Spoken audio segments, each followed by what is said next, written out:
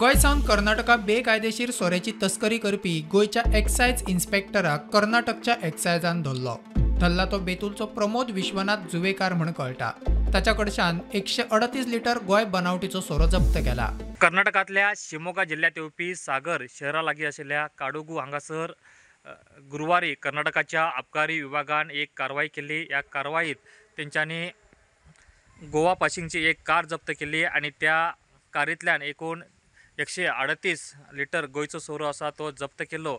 या प्रकरणात तेंच्यांनी प्रमोद विश्वनाथ जुवेकर राहणारो बेतूल गोवा एका अटक केली आसात आणि तेका न्यायालयात हजर करून तेका न्यायालयीन कोठडी दिल्ली आसात.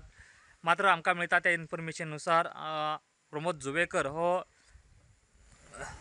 गोयचो अबकारी निरीक्षक म्हणून काम पळयतलो आणि हे काम पळयत आसतना तेणी ही गोयची दारू आसा ती तस्करी करताना तो कर्नाटकात सापडिल्लो आसात. या प्रकरणात आणखीन कोण गुंतलेले आसात हेजो तपास सध्या कर्नाटक आबकारी विभाग करीत आसात. गोय एक्सायज इन्स्पेक्टर प्रमोद विश्वनाथ जुवेकराक सस्पेंड केला. ताची चौकशी चल्ला म्हूण सुत्रांची म्हायती. Bureau report prudent.